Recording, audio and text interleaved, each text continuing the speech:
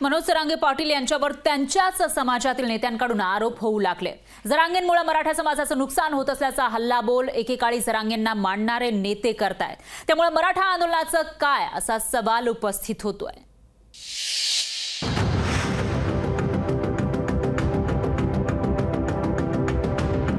शरद पवार सांगेल तसंच तो माणूस वागतो, कुणाचंही मत घेत नाही। मी असं म्हणतात की तुम्हाला आत्ताच का झालं, तुम्हाला जरांगे हेकेखोर होता। मग आम्ही पण म्हणायचा की त्यावेळेस तुमच्या समोर सगळी मीडिया तुम्हाला अटेंड करत होती, तर त्यावेळेस तुम्ही पण काही कुणाची मॅनेज होते का?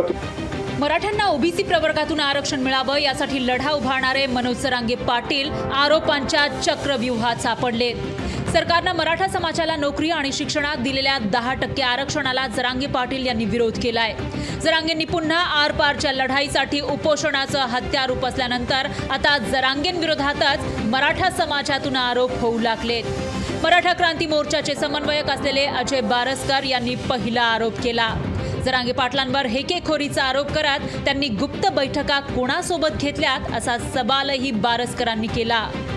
शेती महाविद्यालय तिथून गाडीत बसले ते दोघ जण आणि गाडीमध्ये त्यांनी अर्धा तास मीटिंग केली, गुप्त मीटिंग। लोणावळ्याची गुप्त मीटिंग तुम्हाला सगळ्याला माहिती आहे आणि वाशीला सुद्धा गुप्त मीटिंग केली। म्हणजे हा पारदर्शक नाही, हे समाजाने पहिलं डोक्यात ठेवावं। हा पारदर्शक माणूस नाही। अजय बारसकरांच्या आरोपांना जरांगे उत्तर देत असताना संगीता वानखेडे या मराठा महिला कार्यकर्त्यांनी जरांगे पाटलांवर आरोपांचा दुसरा बॉम्ब टाकला। मुंबई मोर्चाच्या वेळी शरद पवारांच्या सांगण्यावरूनच जरांगे पाटलांनी मराठा मोर्चा पुण्यातून फिरवल्याचा आरोप संगीता वानखेडेंनी केलाय। जरांगे पाटलांचे बोलवते धनी शरद पवार असल्याचा आरोपही त्यांनी केला।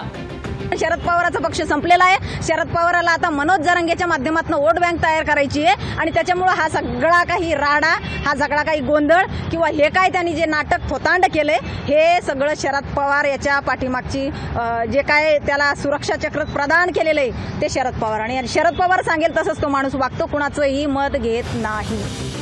जळगावमधील ज्ञानेश्वर आमलेही जरांगेंवर आरोप करू लागलेत। जरांगे पाटील प्रसिद्धीसाठी भुकेले असल्याचा आरोप त्यांनी केलाय। प्रसिद्धीसाठीच जरांगे पाटील खोटं बोलत असल्याचा आरोपही त्यांनी केला। उद्या दिवशी मलाही म्हणते की तू 40 लाख 50 लाख घेतले म्हणून। मी याच्या अगोदरही बोलत होतो, समजा आपण आज जर तुमच्या चॅनलने जर प्रकाश होतात आणलं तर परत म्हणते की याला काहीतरी मिळालं। मग आम्ही पण म्हणायचं का की इतके दिवस झाले तुमच्याकडे 24 घंटे मीडिया पडून होती। मीडिया इतके एंटरटेन करते ना। ज्यावेळेस मनोज जरांगे पाटील तिथंच आंतरवाली सरटी उपोषणाला बसलेले होते, त्याच वेळेस ज्ञानेश्वर आमले सुद्धा खळका तालुका भुसावळ उपोषणाला बसलेला होता ना। मला मीडियाने त्यावेळेस थोडंही अटेंड केलं नाही। मग आम्ही पण म्हणायचा की त्यावेळेस तुमच्या समोर सगळी मीडिया तुम्हाला अटेंड करत होती, हे करत होती, तर त्यावेळेस तुम्ही पण काही कुणाची मॅनेज होते का? तुम्ही कोणाकडून काही घेतलं होतं का? मराठा समाजाने एकजूट ठेवावी, एकजुटीनं लढा सुरू ठेवावा असं आवाहन जरांगे पाटील पहिल्या दिवसापासूनच करत आलेत।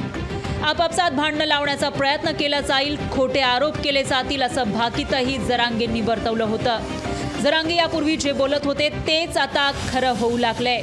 मराठा आंदोलनात फूट पाडण्यासाठी आरोप होऊ लागलेत। आरोपांच्या चक्रव्यूहात सापडलेले जरांगे पाटील यातून सही सलामत बाहेर पडतील का? मराठ्यांची एकजूट पुढच्या काळात राहील का, याबाबत साशंकता व्यक्त केली जातेय। ब्युरो रिपोर्ट, लोकशाही मराठी, मुंबई। लोकशाही मराठी, ऐका, पहा, जागरूक रहा।